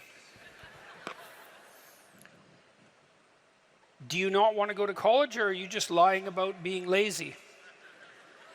So that's a question, and we can ask ourselves that question. And as I said, on the teenage front, craft a vision, craft a compelling vision. That's really what we are as human beings, is we're visionaries. That's how we confront the horizon of the future. We meet the horizon of the future by crafting a compelling vision. And your vision might not involve a college education, but it should be a vision that makes you think, if I could make that come true, it would justify the trouble that it would take to manage it. And I think that's the right attitude to take towards your life. And we're all going to have our crosses to bear in the most fundamental manner. We all have to deal with the catastrophe of mortality. And I think we all have to deal with the reality of hell. And you can think about that religiously or not. Political hell will do for hell as far as I'm concerned. We certainly saw no shortage of evidence for that in the 20th century. And we all have to contend with that, right? The reality of mortality and the reality of hell. And then we all have to contend with the fact that we have to develop a vision for our life that is so compelling that it justifies those bitter realities. And that's really the nature of the religious enterprise. And that's something you can embark on and should embark on young. If you're trying to figure out who you are, it's figure out who you need to be in order to justify the catastrophe of your life. And then you think, well, that was difficult. Man, that's for sure. But it was worth it. So, thank you very much. It was very good of all you to come tonight. I appreciate your time and attention. Thank you, Tim. You're welcome. Yep. Lovely to be here. That's so nice. Thank you.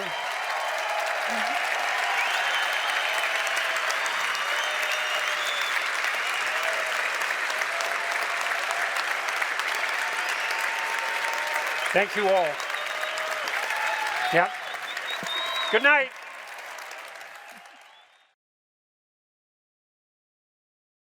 Takes the growth in your mental aspect, in your spiritual, everything grows because you start feeling better about yourself. Not many things on the planet make you feel good about yourself like getting after it, doing something that challenges you mentally and physically every day.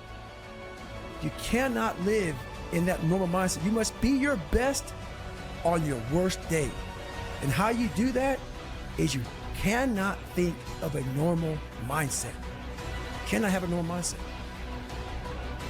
My big takeaway of life is if you're constantly taking the easy way out, you're never gonna callous your mind. I was a chameleon living in life who could barely get by. So I know that they were taking the normal mindset of people.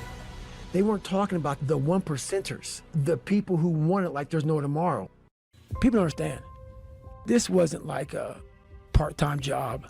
Man, when you've done without, like Kobe Bryant, when Kobe retired that last game, he had like 60 points, walked off the court. He didn't cry. He said, oh my God, I'm gonna miss the sport. He walked off. He gave everything he could. Man, when you give what I've given everything. People make, oh, you ran on up knees, you taped your feet up, you did blah, blah. You had 2 heart surgeries, you kept on going, which makes me who I am. We all look for toughness. We all want it, but we look for it in a comfortable environment.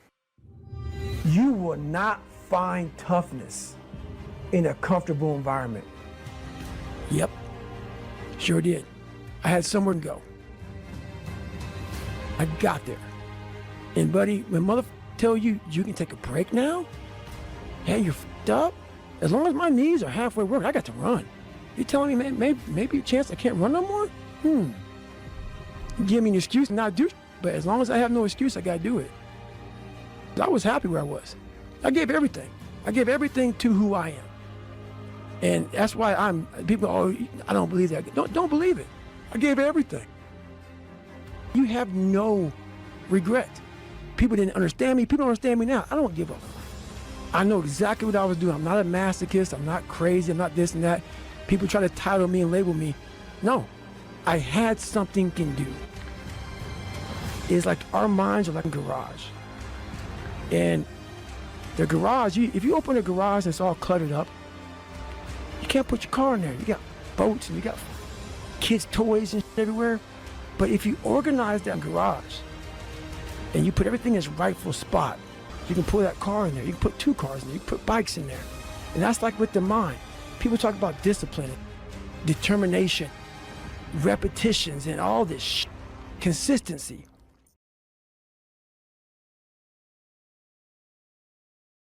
Let's say there's 10 people in this room and we're all mediocre, but I'm the best of the mediocre people. I now think I'm great. We surround ourselves around people that make us feel great. They tell us what we want to hear. The second we put ourselves amongst the uncommon people, we don't like that feeling, that challenging feeling of that person who's waking up at 3:30 in the morning and say, hey, push your shit on, we're going for a run. We don't like that challenge. We like that person who says, hey, you know what, man, I don't feel good today, man. And they say, oh, it's okay, brother.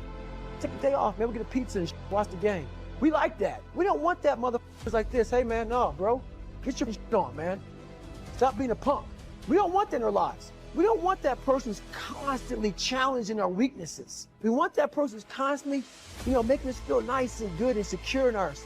That's the mediocrity of life.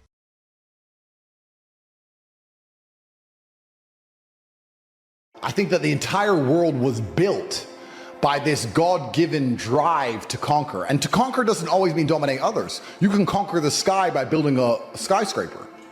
You can conquer by building roads. You can conquer by construction, not only by destruction. You conquer by turning up to a new territory and having a beautiful family and creating children. I think that's inside of every single man. I think it's been dumbed down by the Matrix, but I'm uninterested in fun. I don't understand the concept of fun. Fun is for women and children. All the women around me have fun. If you ask a woman the kind of man she wants, she will never say depressed or sad, ever. She wants a man who is ultra capable, ultra competent. I've literally had women say to me, you know what I love being around you? I'm like, what? I don't have to think. I'm like, what do you mean? Because I just turn up and like, we just walk in the hotel and everyone, staff do anything we want and the jet's just on the runway and we just land and I'm in this beautiful place and I don't even know where I am and I get to just turn my brain off and it's great. Like, they want someone who is fun and spontaneous and charismatic and successful. They don't have time for sad dudes. They don't care. So the world doesn't care. The world has never given a shit about sad men. So if you're going to sit there and self-diagnose yourself as a sad man, you're going to have a shit life and nobody's ever going to give a fuck and you're going to perpetually lose forever. And that is your decision. I am so scared of being that person. The idea of that terrifies me to the point where I don't even want to accept that as a reality that can possibly exist. I don't give a shit what happens to me in my life. I don't care how bad it is. I don't care if the worst, most heinous things I can possibly imagine happen to me. I know that my sadness, my depression will be temporary because I will never stay a loser. It is against my creed. It's not in my DNA. Ignorant people can, to a degree, be happier in certain scenarios than others. Good. Yeah, because they don't understand what's really happening. Yeah. They don't understand about the battle of good and evil. They don't understand about the Matrix. They don't understand that they're a slave. Yeah. They don't understand it. And they're ignorant to how good their life could be. So they think their life is good. I understand all that. But that all changes when times get hard.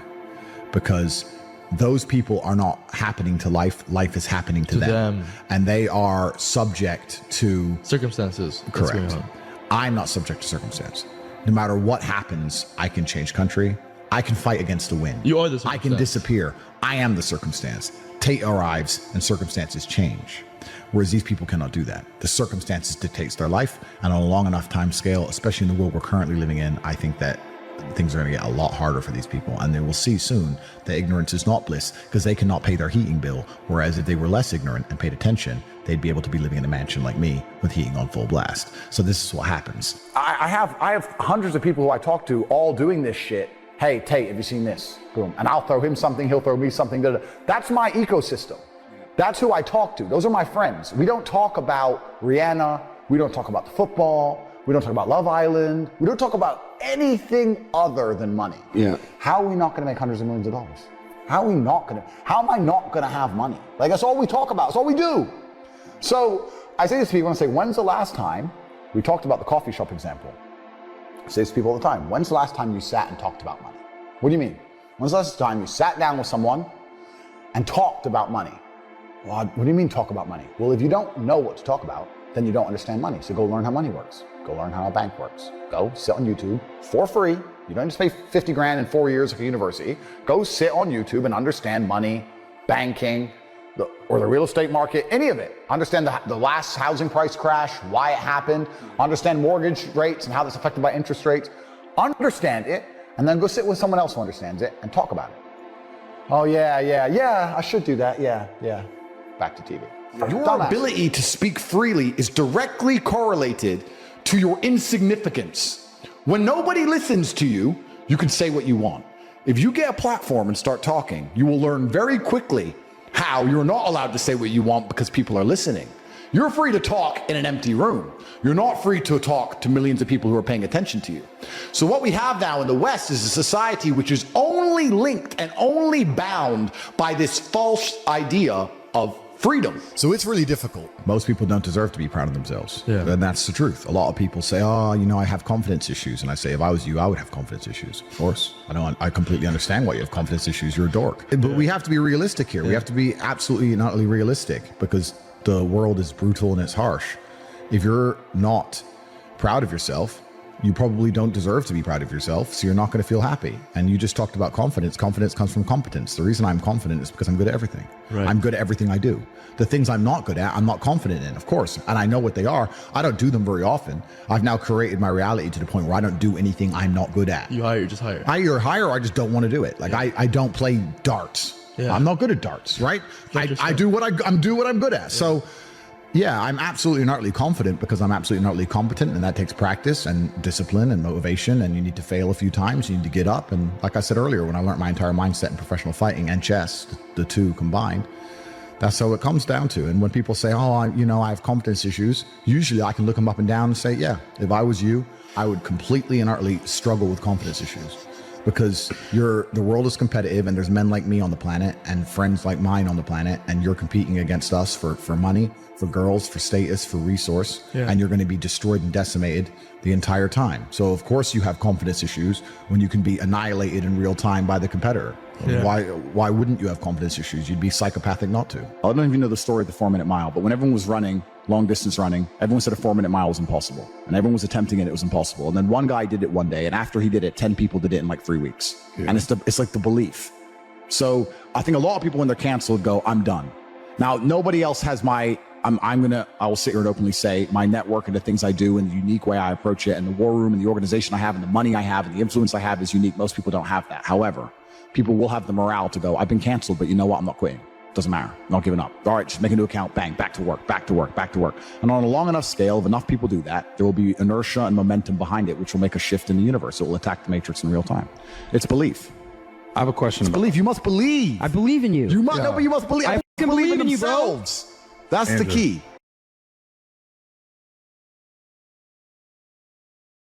When I talk to people about doing the future authoring program, they often put it off, and it's not surprising because it's hard. But it's more than that. They think, well, I don't know how to write. I'm going to do a bad job. I don't really like assignments. I'm going to have to do it perfectly. I need to wait till I have enough time. And like one of those is enough to stop you cold, and all 5 of them, you're just done. And so I tell people, do it haphazardly, a tiny bit at a time, and badly, because you can do that. I tell my students when they're doing their theses, master's thesis, write a really bad first draft. And then we have a little conversation about that because they don't think I mean that. Because it sounds like a cliche in some sense. It's not a cliche. It's not a cliche at all. It means you're a terrible writer, but if someone put a gun to your head and said, you have to have your 100-page thesis done by next Monday, or I'll shoot you, but I don't care how terrible it is, you would sit down and write it. And the thing is, then you have it, right? Then you have something, and then you can fix it. You can iterate and fix it. That bad first draft, that's the most valuable thing, and so that's what you need. You need a bad first draft of yourself.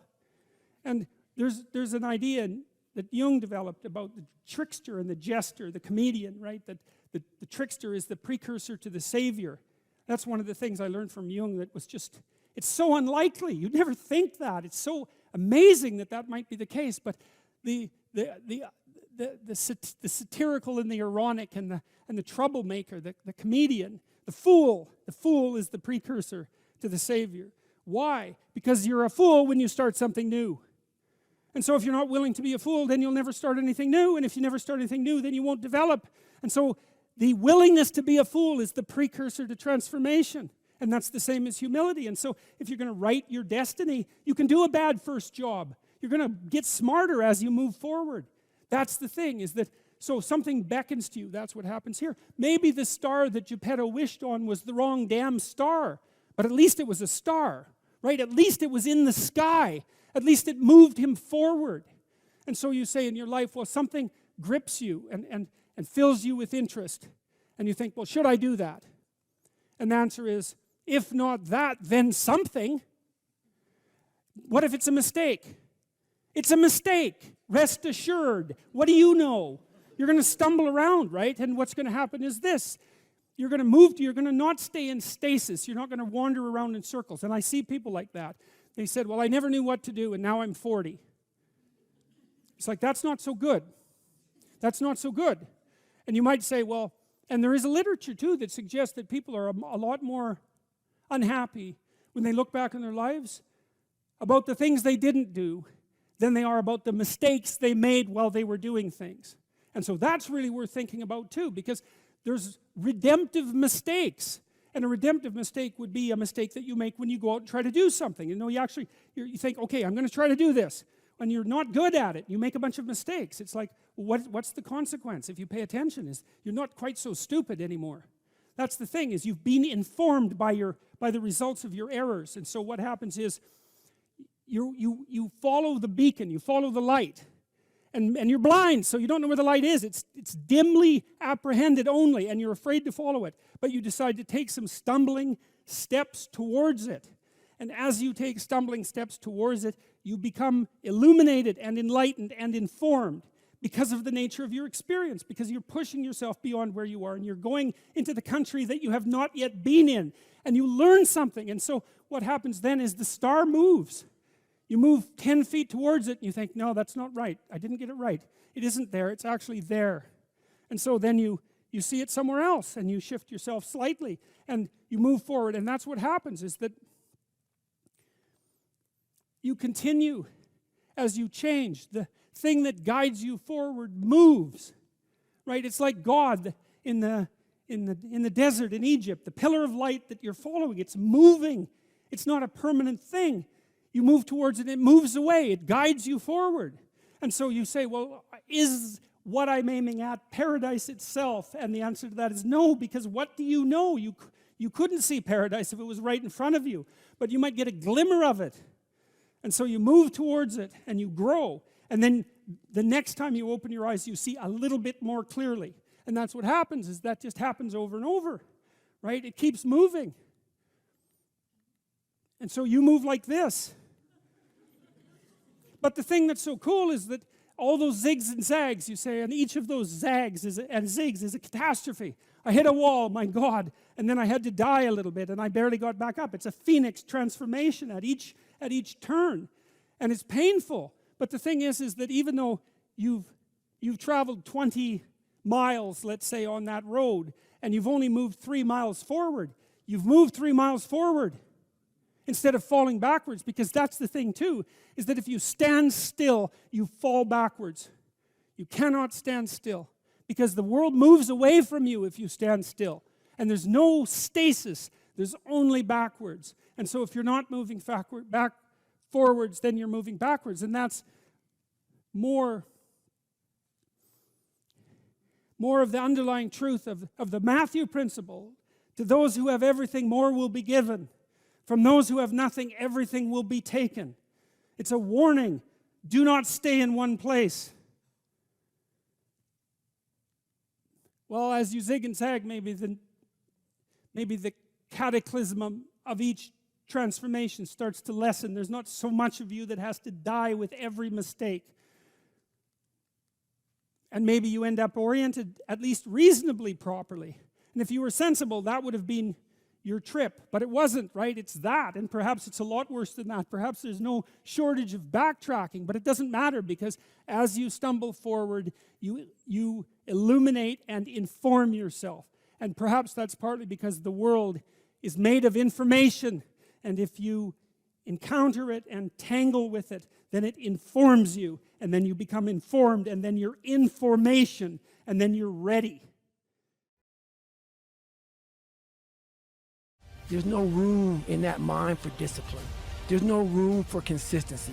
They may do it once or twice, but then the mind takes over, and that garage comes in, and then it's like a circuit breaker, man. A circuit breaker just overloads and sparks. And our minds, that's our mind, man. It's like a circuit breaker that has so much shit in it, you keep on loading it, you can't put any more into it.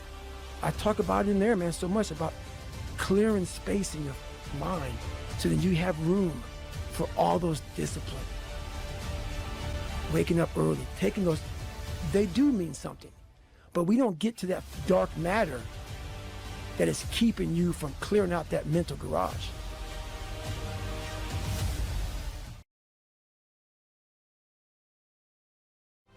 I said to myself, who on this fucking earth would still be going right now? You are. You gotta be the hardest on the planet. Is it true? I don't give a At that time, it got me to the finish line of that race. I believed it. I believe it today. An idea in Jungian psychology called the circumambulation. And Jung had this idea that you had a potential future self, which would be in potential everything that you could be. And that it manifests itself moment to moment in your present life by making you interested in things. And the things that you're interested in are the things that would guide you along the path that would lead you to maximal development. Now, it sounds like a metaphysical idea or a mystical idea even, but But it's not. It's not. It's a really profoundly biological idea. The idea is something like, well, you're set up so that you're automatically interested in those things that would fully expand you as a well-adapted creature. Well, like, there's nothing radical about that idea. What else could possibly be the case? Unless there's something fundamentally flawed about you, that is what the situation would be. It's kind of interesting to think about how that would be manifest moment to moment, but the idea is something like, well, your interest is captured by those things that lead you down the path of development. Well, that better be the case. Okay, so that's fine. And so there's some utility in pursuing those things that you're interested in. That's the call to adventure, let's say. So, and the call to adventure takes you all sorts of places. Now, the problem with the call to adventure is, like, what the hell do you know? You might be interested in things that are kind of warped and bent. And often it's the case that when new parts of people manifest themselves and grip their interests, say, they do it very badly and shoddily. And so you stumble around like an idiot when you try to do something new. That's why the fool is the precursor to the savior from the symbolic perspectives, because you have to be a fool before you can be a master. And if you're not willing to be a fool, then you can't be a master. So you're gonna, it's an error-ridden process. And that's also laid out in the Old Testament stories, because the first thing that happens to all these patriarchal figures when God kicks them out of their father's house when they're like 84 is that they run into all sorts of trouble, and some of it's social and some of it's natural and some of it's a consequence of their own moral inadequacy. So they're fools. But the thing that's so interesting is that despite the fact that they're fools, they're still supposed to go on the adventure, and that they're capable of learning enough as a consequence of moving forward on the adventure so that they straighten themselves out across time. And so it's something like this. So this circumambulation that Jung talked about was this continual, we'll return to this continual circling in some sense of who you could be. You might notice, for example, that there are themes in your life. You know, when you go back across your experiences, you see you kind of have your typical experience that sort of repeats itself. And there might be variation on it, like a musical theme, but it's like you're circling yourself and getting closer to yourself as you move across time. Imagine that something glimmers before you. It's an interest that's dawning, and you decide, well, first of all, you're paralyzed. You think, well, how do I know if I should pursue that? It's probably a stupid idea. And the proper response to that is, you're right, it probably is a stupid idea, because almost all ideas are stupid. And so the probability that as you move forward on your adventure that you're going to get it right the first time is zero. It's just not going to happen. And so then you might think, well, maybe I'll just wait around until I get the right idea, and which people do, right? So they're like 40-year-old, 13-year-olds, which is not a good idea. And so they wait around until it's waiting for Godot, until they finally got it right. But the problem is you're too stupid to know when you've got it right. So waiting around isn't going to help, because even if the perfect opportunity manifested itself to you in your incomplete form, the probability that you would recognize it as the perfect opportunity is zero. You might even think it's the worst possible idea that you've ever heard of anywhere. Highly likely, highly likely. So you have, there's, Nietzsche called that a will to stupidity, which I really liked. So, because he thought of stupidity as being, you know, you have to take it into account fundamentally and work with it. And so you can take these tentative steps on your pathway to destiny, and you can assume that you're going to do it badly. And that's really useful, because you don't have to beat yourself up. It's pretty easy to do it badly. But the thing is, it's way better to do it badly than not to do it at all.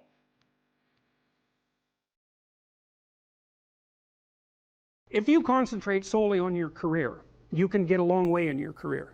And I would say that that's a strategy that a minority of men preferentially do. That's all they do. They work like 70, 80 hours a week. They go flat out on their career. They're staking everything on the small probability of exceptional status in a narrow domain.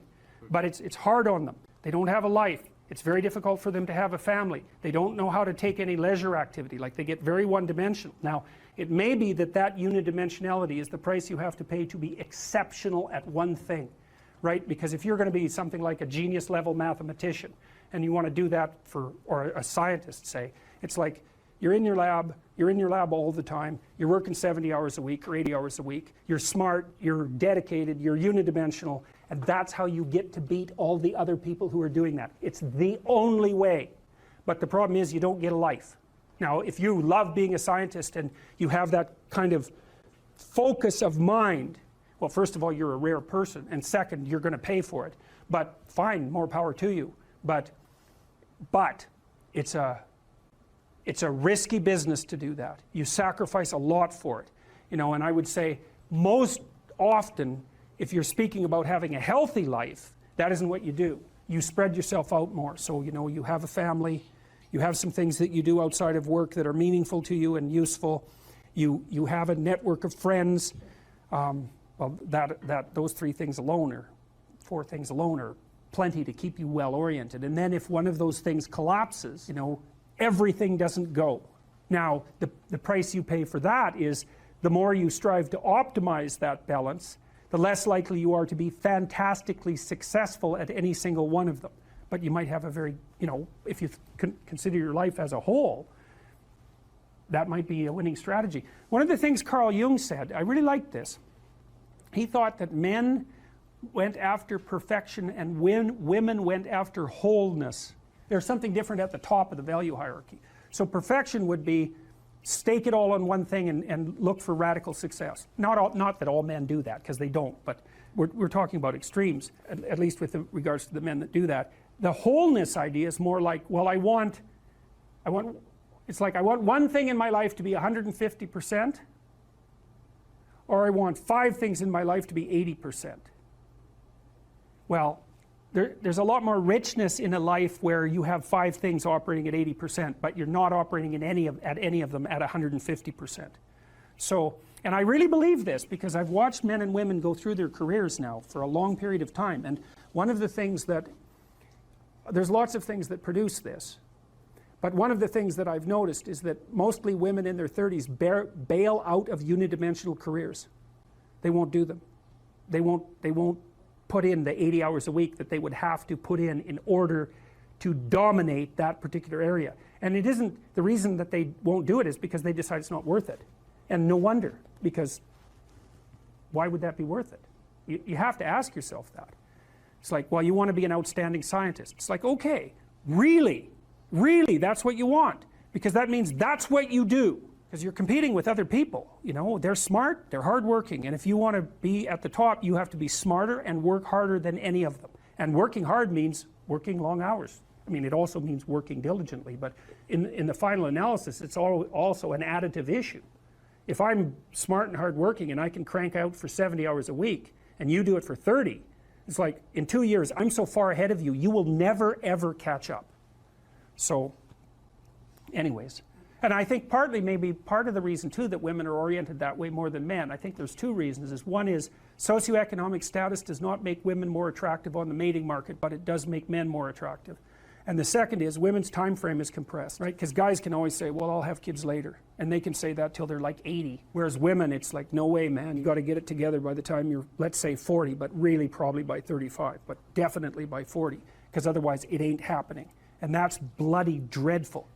One of the common routes to extreme unhappiness is to want children and not have them. I wouldn't recommend that.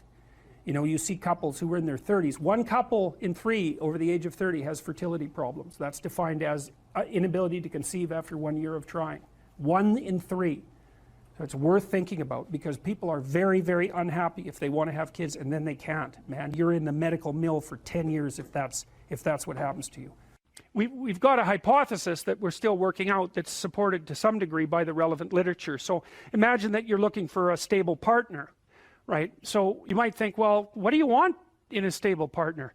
And at least in principle, one of the things you don't want is too much mismatch between you and that person on the 5 fundamental dimensions. So for example, if you're really extroverted and you have a really introverted partner, you're going to engage in continual conflict about how much social activity the 2 of you should subject yourself to. And it's very, very difficult for people who broadly differ, widely differ on those dimensions to come to consensus, because it's not just a matter of opinion, right? It's really a matter of different, if you're looking at extremes, of really different types of people. And the thing about introverts is they just don't enjoy large-scale social interaction that much. One-on-one they're often fine, but in a group they don't like that, and it tires them out. Whereas a real extrovert, it's like you isolate them and they just wither on the vine, because a huge part of what actually motivates them in a positive way is tangled up with social interaction. And so if you're an agreeable person and you have a particularly disagreeable partner, you're also going to run into problems, because the agreeable person will say whatever you want, whenever, and the disagreeable person will say, well, I'd like to know what the hell you want for a change, and be much more harsh and much more demanding in the situation. And the agreeable person is going to find the disagreeable person harsh and unpleasant, and the disagreeable person is going to find the agreeable person wishy-washy and unable to stand up for themselves. And again, that's actually one of the primary sources of tension between men and women, because women tend to be higher in agreeableness than men. It's about half a standard deviation, which is quite a large difference by psychological standards. And so what that means, I probably haven't got the statistic quite right. If you have a group of men and women and you pick out random pairs, the woman is going to be more agreeable than the man 60% of the time. So that's not an overwhelming proportion, but it's reliable, and it's quite large by psychological standards. So there's the problem with agreeableness. With conscientiousness, well, if you're conscientious, you're industrious and orderly. And orderly people seem to be sensitive to disgust, which is something we'll talk about in detail later. We've had a hard time specifying exactly what makes industrious people industrious, because it's hard to come up with an animal model for that sort of thing, and there's no theoretical model. But our latest idea is that, it's not my idea, it's actually the idea of my graduate student, Christine Brophy, is that industrious people find it unpleasant and unsettling to not be doing something. And why beholdest thou the mote that is in thy brother's eye, but considerest not the beam that is in thine own eye? Or how will you say to thy brother, let me pull out the mote out of thine eye, and behold, a beam is in thine own eye? Well, you might be wondering what a beam is, and a mote is a dust speck, and a beam is a very large piece of lumber. And so the issue is not so much the blindness of others, even though there's as much blindness among others as there is for you. But the issue here, the advice here, the description here is, you should be concerned about what's interfering with your own vision first. And you should leave other people the hell alone in relationship to that. And so if your mode of being in the world is, if you would just act better, things would improve for me, or if you identify the evil and the catastrophe as something that's outside, that someone else needs to fix, or that someone else is responsible for, then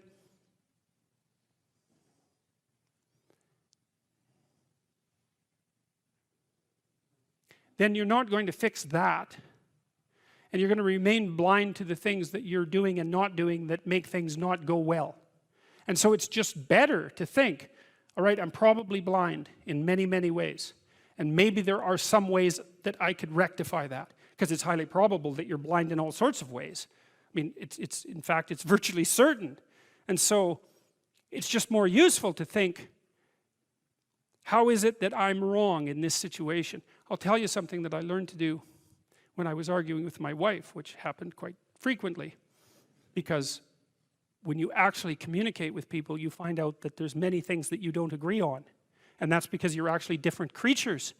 And so if you're actually going to have a truthful conversation, then you're going to find out that you don't see things the same way, and then you can either pretend that that's not the case and gloss over it and then end up in a 30-year silent war, or you can have the damn fight when you need to have it and see if you can straighten it out. So now and then we'd get in a situation where we were at loggerheads, we couldn't move. And you know, it would spiral up into hate speech, let's say. Because, yeah, everyone laughs because they know they manifest plenty of hate speech towards those they love. So one of the things we learned to do was, when we hit an impasse, was to separate and to go our own ways, and to go sit and think, okay, look, we're at this unpleasant situation. We can't figure out how to move forward. I'd always think, of course it's her fault. Obviously it's her fault. At least 95%. But maybe there was something I did that contributed like 5% to it. And so I would sit and think and ask myself a question, which was, is there anything I did in the last 6 months that increased the probability that this impasse would manifest itself?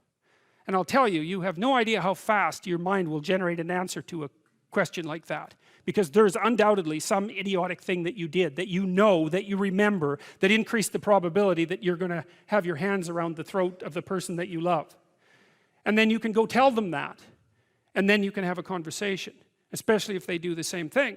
Say, look, you know, here's how I'm an idiot in this situation. And the other person says, well, yeah, here's how I'm an idiot. And then you're two idiots, and then maybe you can have a conversation. So, thou hypocrite, first cast out the beam of out of thine own eye, and then shalt thou see clearly to cast out the mote of thy brother's eye. That's, hey, hard to argue with that. Ask and it shall be given you. Seek and ye shall find. Knock and it shall be opened unto you. For everyone that asketh receiveth, and he that seeketh findeth, and to him that knocketh it shall be opened. That sounded pretty optimistic again. But again, I think it's a description of the structure of existential reality. And by which I mean, when I'm in my clinical practice and I observe, and this is also the case with my students, is let's say, people's lives aren't what they would like them to be. And so then you ask, why? Well, forget about tragedy and catastrophe, because that's self-evident, and we're not going to discuss that. Although the degree to which you bring about your own tragedy is always indeterminate. But I would never say that every terrible thing that is visited on a person is something they deserved.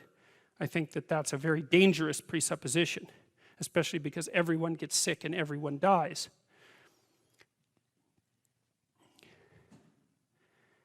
But one of the main reasons that people don't get what they want is because they don't actually figure out what it is. And the probability that you're going to get what would be good for you, let's say, which would even be better than what you want, right? Because, you know, you might be wrong about what you want easily. But maybe you could get what would really be good for you.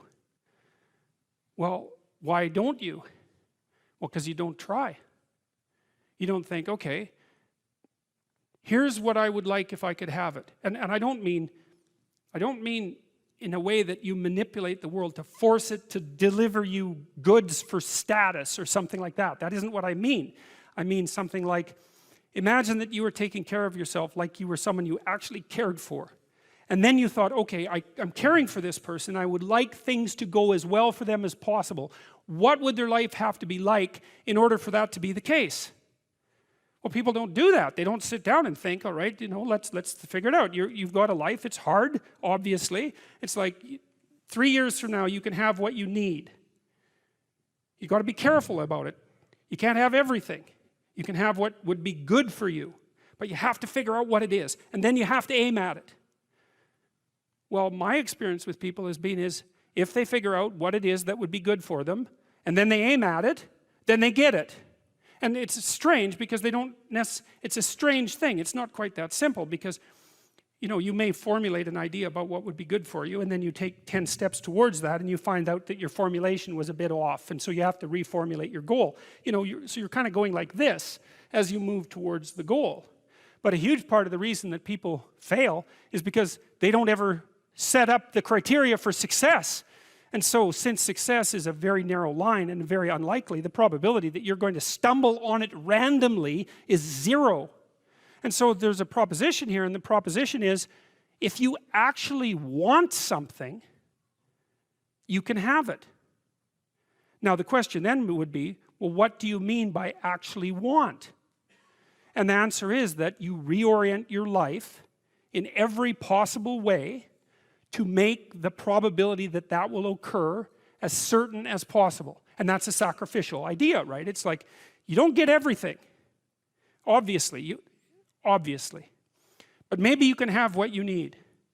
And maybe all you have to do to get it is ask. But the asking isn't a whim or today's wish. It's like, You have to be deadly serious about it. You have to think, okay, like I'm taking stock of myself. And if I was going to live properly in the world and I was going to set myself up such that being would justify itself in my estimation, and I don't mean as a harsh judge, exactly what is it that I would aim at? Well, one of the things I've found is that in test of this theory, let's say, you could try this. This is a form of prayer, knocking. Sit on your bed one day and ask yourself, what remarkably stupid things am I doing on a regular basis to absolutely screw up my life?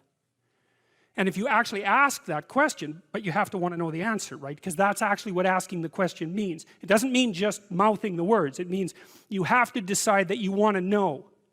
You'll figure that's out so fast it'll make your hair curl. It's as if Jung thought about this. He thought that people had two poles of consciousness, and one was the individual consciousness that we each identify with, and the other was something he called the self, and the self is you might think about it as the divine within. That's close enough approximation. It's the universal part of your consciousness. It's your conscience. That's another way of thinking about it, whatever your conscience is. But it's something that you can consult. It's like the Socratic daemon. Socrates said that the thing that made him different than everyone else in Greece was that he consulted his daemon, his genius. He asked himself how it was that he should conduct himself in the world, and then he did that, whatever it was.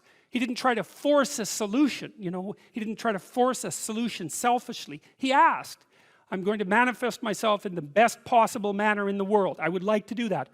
What would that be? Well, you're perfectly capable of thinking.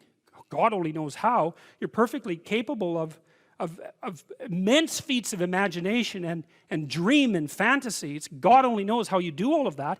What would happen if you consulted yourself about the best possible outcome for you? You might get an answer. Well, that's what this proposition is.